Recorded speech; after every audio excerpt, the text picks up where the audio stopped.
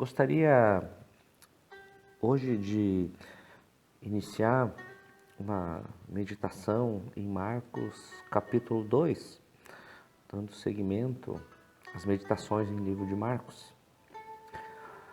Na meditação de hoje eu gostaria apenas de ler 2 versículos, as que iniciam a história da cura de um paralítico em Cafarnaum.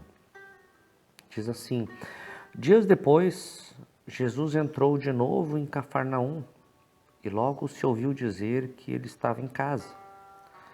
Muitos se reuniram ali, a ponto de não haver lugar nem mesmo junto à porta.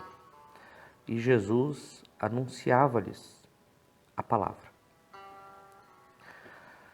O que me foi destacado nesse texto aqui durante a minha meditação foi que a casa de Jesus, ela repentinamente foi tomada por uma série de pessoas.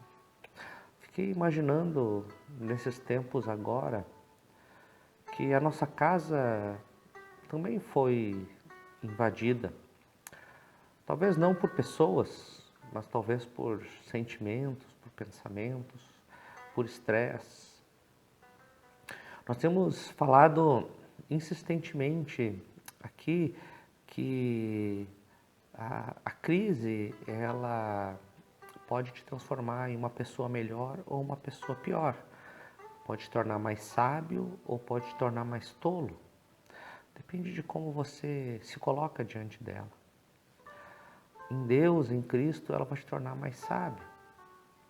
Sem Deus, se deixando levar pelos seus próprios instintos ou pelas suas próprias vontades, ela vai te tornar mais tolo. A grande questão aqui é que você nunca vai ser igual. Você sempre vai ser transformado diante da crise. E estamos diante de uma crise sem precedentes, pelo menos na nossa geração. Nós temos visto 2 coisas acontecerem aqui. Uma delas, com certa tristeza, eu vejo pessoas em crise emocional bem intensa. Tem aumentado a consulta a psiquiatras, a psicólogos. Tem sido notório a instabilidade emocional na vida de adolescentes, na vida de jovens, na vida de adultos. Tem aumentado a crise conjugal, a crise de casais. Tem havido tensão em muitos lares. Por outro lado, a crise também ela tem tornado algumas pessoas melhores. Tenho visto pessoas se redescobrirem, tenho visto pessoas se aproximarem de suas famílias, tenho visto pessoas ajudando mais, sendo mais compassiva, sendo mais generosa com outras pessoas. O fato é que, independente de como você está agindo, a sua casa foi tomada, o seu lugar seguro, a sua estabilidade, ela foi mexida. E foi o que aconteceu com Jesus aqui. Como Jesus reagiu? Ele diz assim: e Jesus anunciava-lhes a palavra. É isso. Eu acho que o caminho que nós temos aí é anunciar a palavra. Deus me toca nesta manhã para te trazer uma palavra. Você que está triste, você que está abatido, você que está com agonia, eu quero te trazer uma palavra. Deus te ama como você é e não como você deveria ser. Confie no amor e na graça de Deus.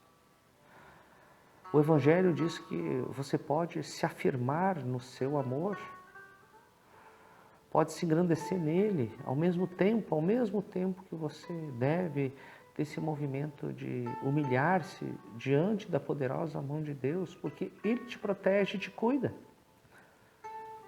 Então, se você está triste e está abatido, se afirme no amor de Deus por você. e na certeza que você depende dele. Levante a sua cabeça. Deus te ama. Procure irmãos, procure parentes, procure amigos, procure alguém que possa te trazer uma palavra de Deus. E para você que está estável, para você que conseguiu transformar a crise em algo bom, eu digo, abra os teus olhos e continue anunciando a palavra. Olhe para as pessoas ao seu lado, ore por elas, ore com elas. Conecte-se, ligue, entre em contato, traga uma palavra de ânimo, seja amigo, ouça apenas. Participe daquilo que está acontecendo no seu bairro, no seu redor, na sua igreja. Participe do que está acontecendo aqui, crie novas situações de bondade para que o reino de Deus apareça. Seja criativo, seja proativo. Participe do que Deus está fazendo no nosso meio. Essa é minha palavra no dia de hoje. Vamos orar. Deus, em nome de Jesus, eu peço que Tu estejas acudindo aqueles que estão tristes e animando aqueles que estão felizes para que sejam mais felizes. Ó Deus, que Tu possa estar com uma mão poderosa transformando essa nossa realidade em uma realidade semelhante ao reino de Deus. Use as pessoas e cuide daqueles que sofrem. Eu oro no nome de Jesus. Amém. Olá, gostaria de compartilhar com você mais uma meditação em Marcos capítulo 2, continuando a história da cura do paralítico em Cafarnaum. Quero ler hoje os versos 3 ao 12. Diz assim: Trouxeram-lhe então um paralítico carregado por 4 homens, e não podendo aproximar-se de Jesus por causa da multidão, removeram o telhado no ponto correspondente ao lugar onde Jesus se encontrava, e pela abertura desceram o leito em que o paralítico estava deitado. Vendo-lhes a fé, Jesus disse ao paralítico: Filho, os seus pecados estão perdoados. Alguns escribas estavam sentados ali e pensavam em seu coração: como ele se atreve a falar assim? Não é blasfêmia? Que pode perdoar pecados a não ser um que é Deus. E Jesus, percebendo imediatamente em seu espírito que eles assim pensavam, disse-lhes: Por que vocês estão pensando essas coisas em seu coração? O que é mais fácil, dizer ao paralítico: os seus pecados estão perdoados, ou dizer: levante-se, tome o seu leito e ande? Mas isto é para que vocês saibam que o Filho do Homem tem autoridade sobre a terra para perdoar pecados. E disse ao paralítico: eu digo a você, levante-se, pegue o seu leito e vá para casa.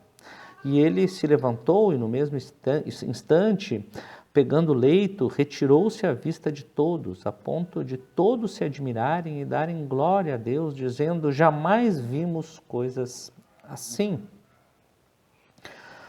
Creio que uma das coisas fundamentais para serem destacadas aqui, talvez, é o fato que Deus está nos mostrando a diferença bem objetiva entre o que é urgente do que é importante.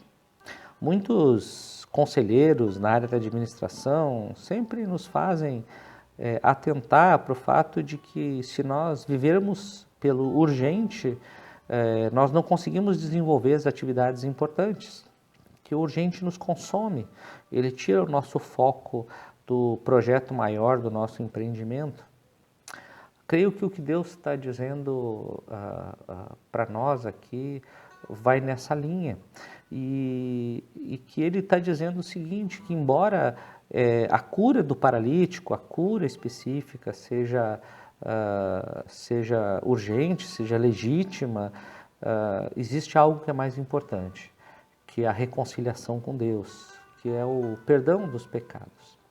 Nós temos tentado trabalhar aqui, nesse mês de maio, sobre as faces do pecado e a esperança no Evangelho, e temos insistido que pecado não é simplesmente você quebrar uma regra, mas é quebrar o coração de Deus, é você estar longe dele, é um adultério espiritual, é você seguir outros deuses, é você substituir Deus por alguma coisa ou por você mesmo. Quando o teu amor é maior por qualquer coisa do que Deus, você está cometendo pecado. Quando o sentido da tua vida é qualquer outra coisa que não Deus, você está cometendo pecado. O que Deus está dizendo para nós aqui é que nós devemos, antes do urgente, das nossas curas legítimas, de talvez pensar que a epidemia não chegue até nós, de nós buscarmos a resolução do nosso problema financeiro, que é legítimo, eu insisto, nós devemos buscar essa reconciliação com Deus, é colocar Deus no centro da nossa vida e não na periferia. É isso que Deus está dizendo para nós hoje nesse texto, é isso que Deus diz para mim. Então, quando eu li esse texto, quando eu meditei nesse texto, eu oro a Deus, eu percebo, Deus, o que eu estou colocando de urgente na frente do que é importante? O que eu estou fazendo que eu não estou conseguindo perceber, que eu estou perdendo foco? Então, eu percebo que às vezes a gente trabalha tanto para Deus e não percebe que a gente tem que realmente querer ser transformado mais do que qualquer coisa. Hoje o meu desejo é que o meu coração se volte cada vez mais para esse tempo com Ele, para buscar humildade no meu coração, para compreender o Evangelho, aquilo que Ele fez por nós de uma maneira mais profunda. Tem um pastor amigo meu, da IPI de Campinas, pastor Cássio, ele sempre diz uma frase, ele diz que quando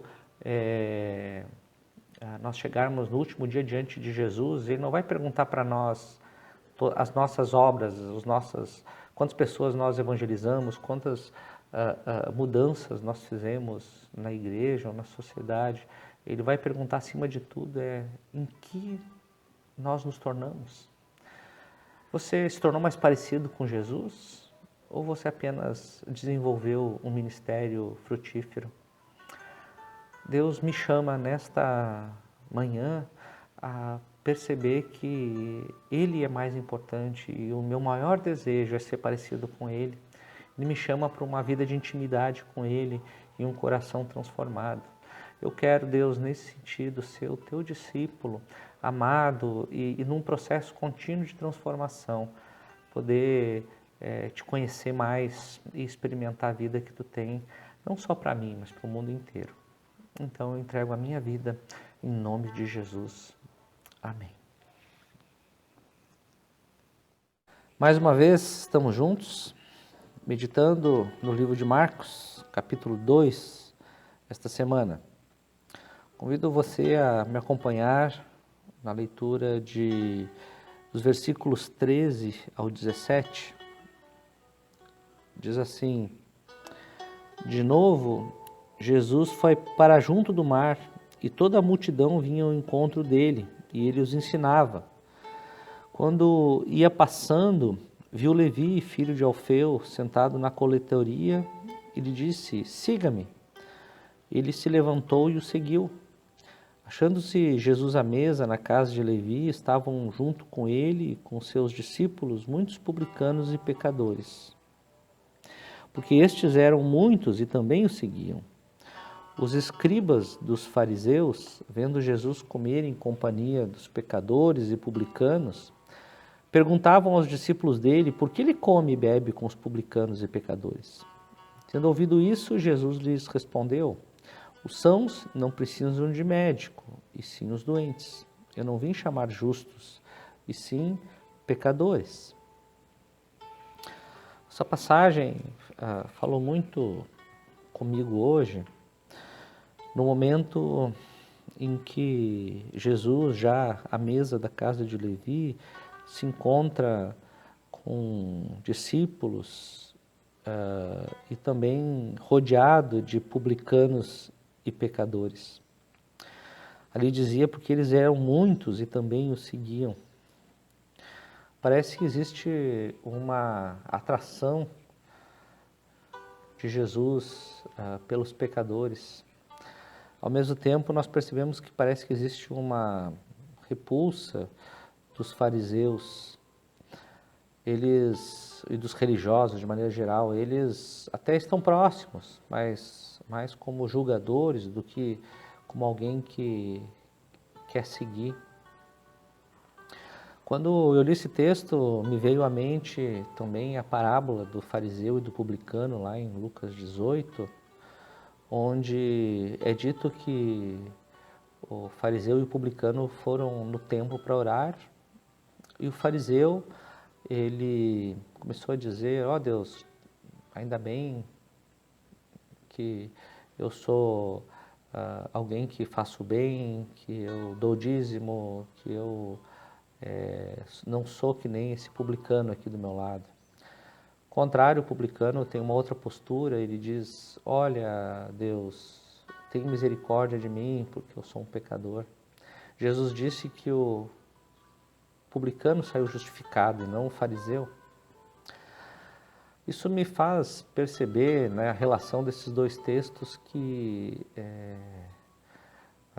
de alguma forma Jesus não está exaltando um em detrimento do outro.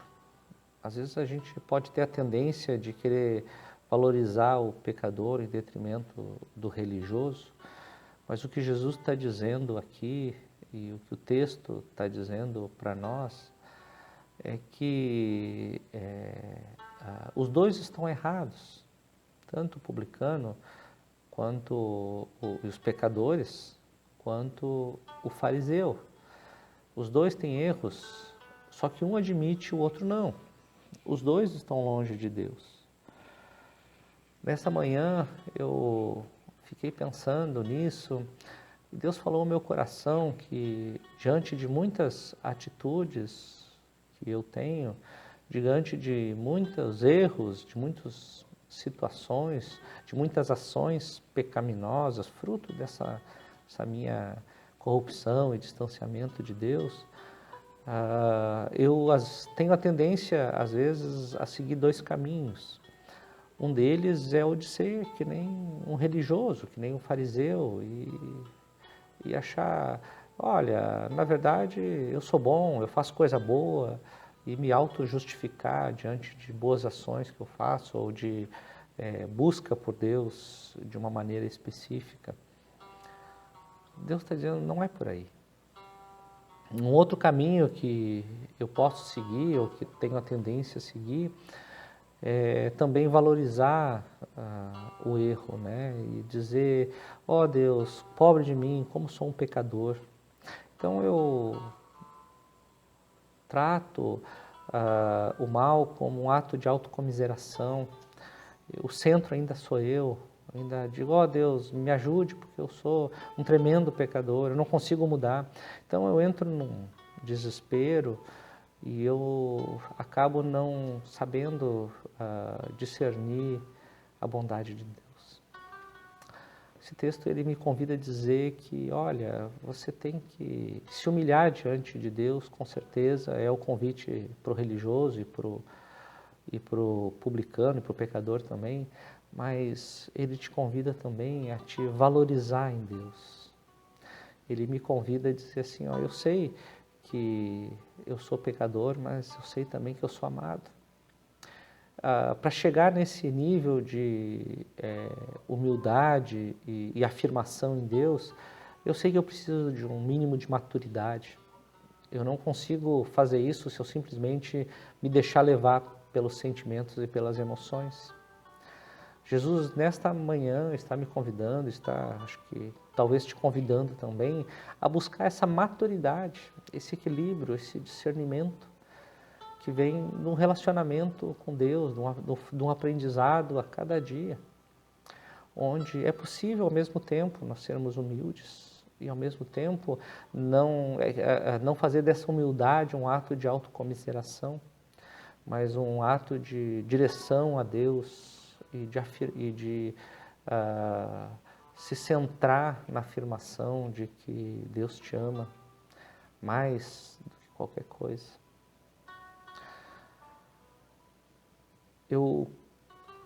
Nessa manhã eu oro dizendo: Deus, age na minha vida, me faz olhar para as situações, para as falhas minhas e dos outros, não com arrogância, nem com autocomiseração, mas com a humildade de quem se valoriza e valoriza todos os outros em Jesus.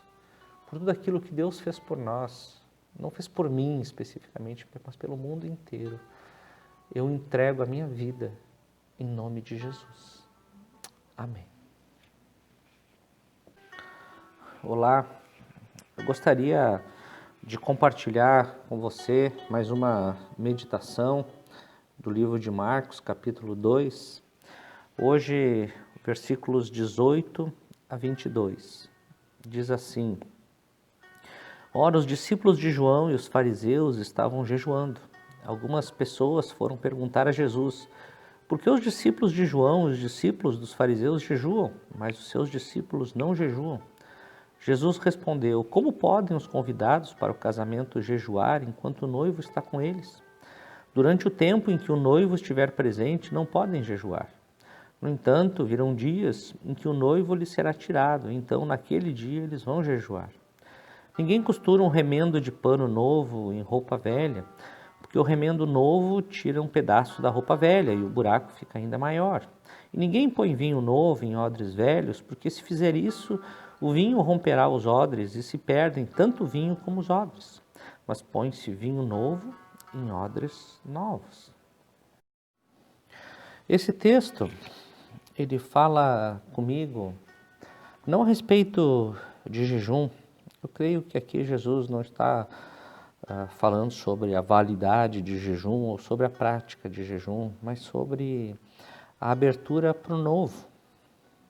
Está dizendo que aquilo que é novo não pode ser colocado dentro de uma estrutura, dentro de um pensamento, dentro de um estilo de vida antigo, porque se rompe.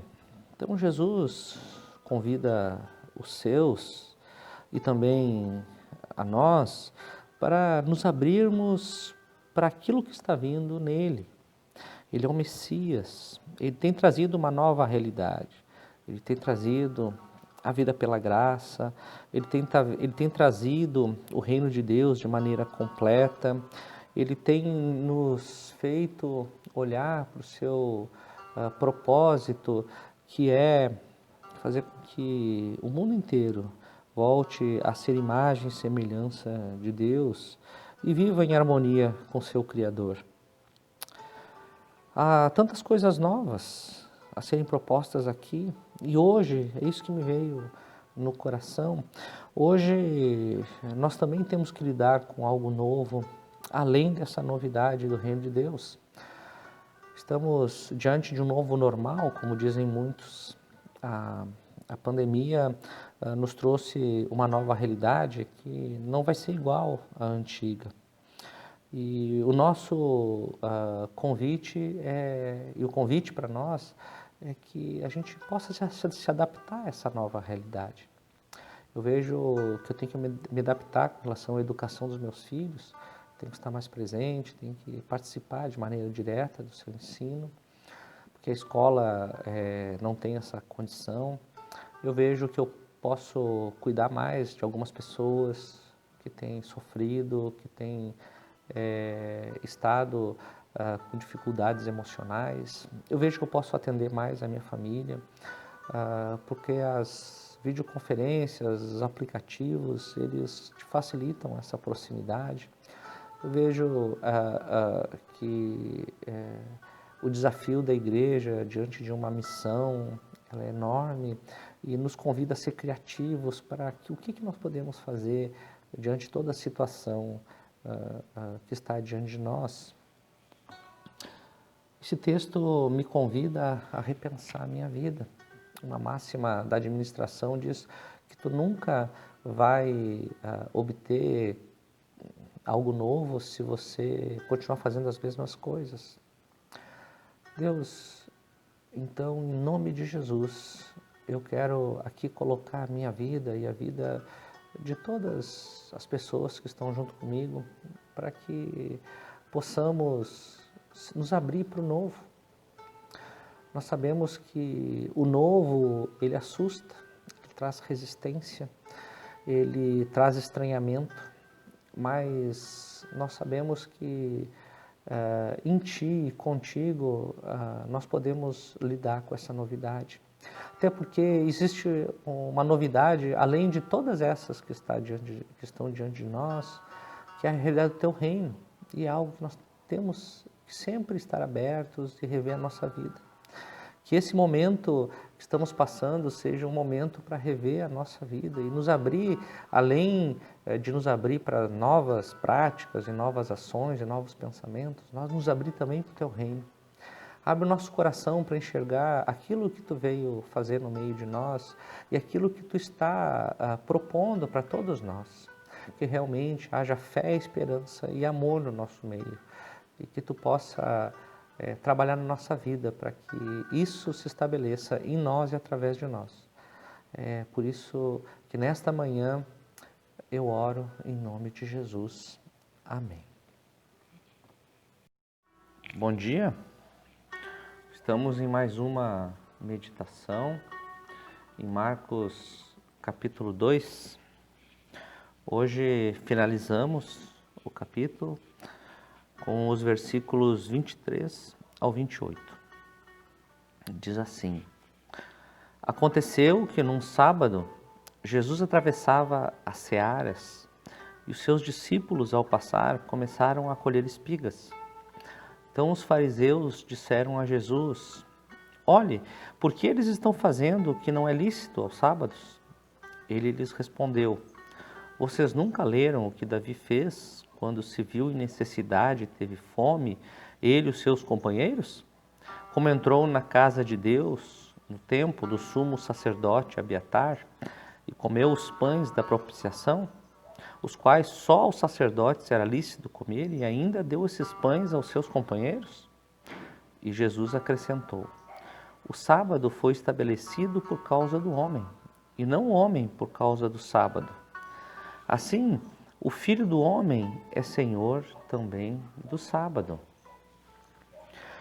Essa passagem, ela completa todo o capítulo 2, quando Jesus cura o paralítico em Cafarnaum, quando Jesus chama Levi, um publicano, quando Jesus fala sobre o jejum.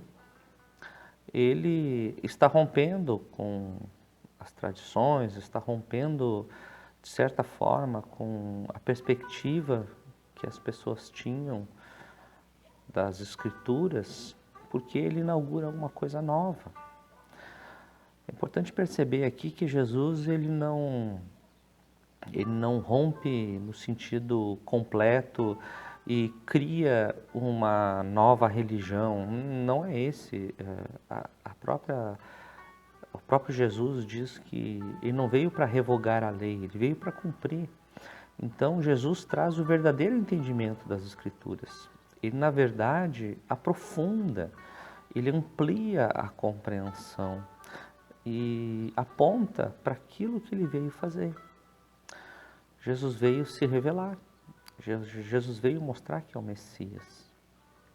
O texto que me chama muito a atenção aqui é o versículo 26, que ele se compara com Davi. E ele diz que Davi entrou no templo e comeu pães que eram só devido aos sacerdotes. Parece que Jesus está se comparando com Davi aqui. Davi nesse momento, ele era rei, porque havia sido ungido por Samuel, mas ainda não havia sido entronizado. porque Saul ainda estava no poder. Ele estava aguardando o momento em que ele seria reconhecido como rei. Jesus, ele se coloca assim, ele se coloca nesse momento como rei, como um rei em aguardo. Isso que ele avisa, olha, um novo mundo surgiu, um novo momento surgiu. E ele nos convida a olhar para esse novo momento. A minha meditação de hoje, ela está inserida dentro desse contexto e acompanha muito a meditação do dia anterior, é que realmente nós temos que estar aberto para o novo, eu tenho que estar aberto para o novo. O novo normal, ele assusta, mas também ele nos dá a oportunidade de rever a nossa vida. Eu tenho clamado a Deus para que eu possa me adaptar a esse novo normal, que eu possa me aprofundar na minha vida com Deus, que eu possa perceber aquilo que Deus tem feito e começar a, a olhar também para aquilo que dentro da vida ao meu redor não está em consonância com a vontade de Deus e poder contribuir para sinalizar para o reino de Deus e para a vinda do Messias. Existe um novo normal aí diante de nós e nós precisamos aprender a lidar com ele, com paz, com tranquilidade. E além desse novo normal, existe a novidade das novidades, que sempre vai ser novidade para nós, enquanto estivermos ainda dentro de uma estrutura corrompida, que é a vinda do reino de Deus em Jesus Cristo. Eu peço hoje, em nome de Jesus, que Deus possa abrir a minha mente para me adaptar a essa nova realidade, ao mesmo tempo que eu me abra para a realidade maior do reino de Deus. Ó Deus amado, eu peço em nome de Jesus que Tu ajude a mim e a todos aqueles que me ouvem a abrir o nosso coração e nos dispor a caminhar essa nova jornada que está diante de nós, cheia de possibilidades, cheia de oportunidades, cheia de coisas a serem realizadas. Abra o nosso coração, que a nossa estrutura, tanto mental quanto emocional, não nos impeça de olhar para aquilo que está à nossa frente e enxergar a Ti, Deus, como aquele que guia a nossa vida e estabelece o reino e nos chama para, junto contigo, fazer com que isso seja reconhecido no norte da ilha e em toda a terra. Por isso oramos em nome de Jesus. Amém.